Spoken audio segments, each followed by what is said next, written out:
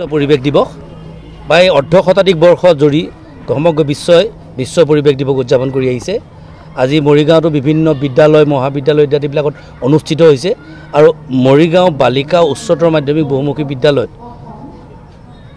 অসম প্ৰদূষণ নিয়ন্ত্ৰণ পৰিষদ গুৱাহাটী ৰিজনেল অফিচ নগাঁও আৰু বালিকা উচ্চতৰ মাধ্যমিক বিদ্যালয়ৰ কৰ্তৃপক্ষ আৰু অসম বিজ্ঞান সমিতিৰ মৰিগাঁও শাখাই ইয়াত যুটীয়াভাৱে আয়োজন কৰিছে।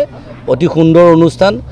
এই বছৰ যেটো অনুষ্ঠান আছিলে এটা মূল থিম আছিলে, সেই থিমটো আছিলে our soil our land our future. এই সম্পৰ্কে লৈ পেলাই যেটো কাৰ্যসূচী ল'লে যথেষ্ট ল'ৰা ছোৱালীখিনি উৎসাহ দিবনা হৈছে। প্ৰথম অৱস্থাত আমি ইয়াত বৃক্ষ পুলি ৰোপণ হ'ল। আমি ইয়াত এটা কথা আটাইতকৈ উল্লেখনীয় কথা হৈছে যে হেফাজত দি লাগিব লগাব লাগে কাৰণে গছ পুলি ৰোৱা নাই, সীমিত সংখ্যক পুলি ৰুইছে। সেইকেইটাকে যাতে শুদ্ধ অৰ্থত প্ৰতিপালন কৰি হঠাৎডাল বৃক্ষলৈ ৰূপান্তৰিত হয় সেইটো আমি চাইছোঁ। ইয়াত বৃক্ষ ৰোপণ হোৱা নাই, গছৰ পুলি ৰোপণ হৈছে। তেখেত প্ৰদূষণ নিয়ন্ত্ৰণ পৰিষদৰ তেখেত বিষয়া হিচাপে আছে। সমগ্ৰ আয়োজন তেখেতসকলৰ ফালৰ পৰা হৈছে।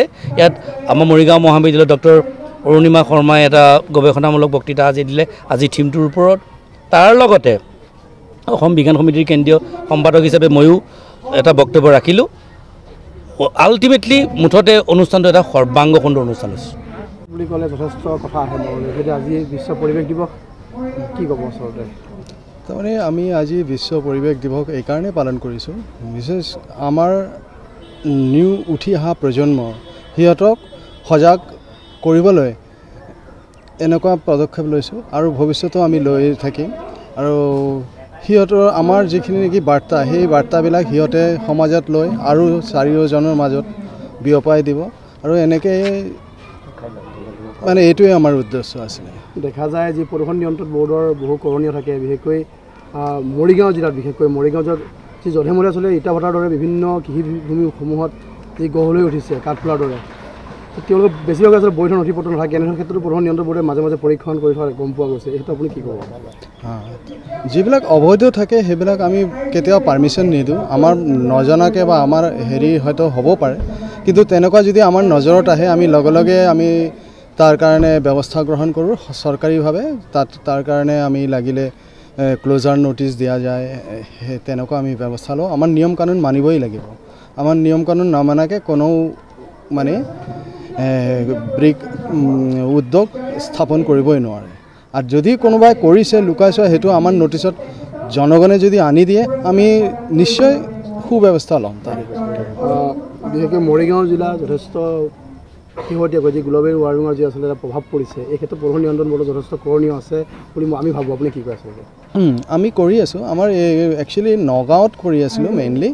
নগাঁৱত এটা নন এটেইনমেণ্ট চিটি বুলি পৰিগণিত হৈছে কেন্দ্ৰীয় পলিউশ্যন প্ৰদূষণ নিয়ন্ত্ৰণ পৰিষদ মতে।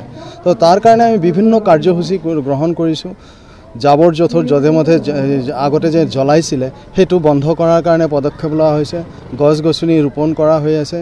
তাৰপিছত এনেকুৱা জনসচেতনামূলক কাম আমি সময়ে সময়ে কৰি থাকোঁ। আৰু সেই মৰ্মে যিবিলাক নেকি কৰণীয় কেন্দ্ৰীয়ভাৱে নিৰ্দেশ আহে আমি সেই নিৰ্দেশবিলাক যথাযথভাৱে পালন কৰোঁ আৰু কৰিও থাকিম। আপুনি শেষত কি আহ্বান জনাব আচলতে উঠি অহা প্ৰজন্মক বা মৰিগাঁও জিলাবাসী বা সমগ্ৰ অসমবাসী কি ক'ব আচলতে? সমগ্ৰ মৰিগাঁও জিলাবাসীকে মই কওঁ অসমতো ঠিকেই আছে। তাৰমানে আমি যধে মধে জাবৰ জোঁথৰ যাতে নেকি নজ্বলাওঁ বা জমা নকৰোঁ। আৰু যদিও জাবৰ আমাৰ ঘৰত যিখিনি জাবৰ উৎপন্ন হয় সেইখিনি যেনে আমাৰ এটা প্ৰৱণতা আছে কি চব জাবৰ জোঁথৰ একেলগে মিলাই মিক্স কৰি দি দিওঁ। যেনে প্লাষ্টিক, তাৰে লগত চব্জিৰ বাকলি, তাৰে লগত মেটাল, সেইবিলাক একেলগে আমি একে জেগাতে ডাম্পিং কৰি দিওঁ। সেইটো যাতে নহয়, সেইটো যদি ছেগ্ৰিগেশ্যন এট দ্য চ'ৰ্চ যদি হয় তেতিয়াহ'লে ভাল হয়। যোনে নেকি ৰিচাইকেল প্লাষ্টিকবোৰ মানুহে প্লাষ্টিকবিলাক কালেক্ট কৰি লৈ গ'লে, মেটেল স্ক্ৰেপবিলাক মেটেল কাবাৰীৱালা তেখেতত লৈ গ'লে, আৰু চব্জিৰ বাকলি জাতীয় বা বায়'ডিগ্ৰেডেবল যিবিলাক নেকি জাবৰ আছে সেইবিলাক দি আমি ভাৰ্মি কম্প'ষ্ট বা বিভিন্ন ধৰণৰ সাৰ তৈয়াৰ কৰিব পাৰোঁ। সেইটোৱে ক'বলৈ। আৰু সেইটো মানে নেক্সট যিটো নেকি প্ৰব্লেম আহি আছে সেইটো হ'ল কি এই মিউনিচিপাল ছলিড ৱেষ্ট। এইটো মানে ভয়াৱহ ৰূপে মানে এতিয়া আমাৰ মাজত আহি আছে য'ত পপুলেশ্যন বেছি তাতে সেইখিনি এতিয়া আমি অলৰেডি ফেচ কৰি আছোঁ সেইটোৱে এইখিনি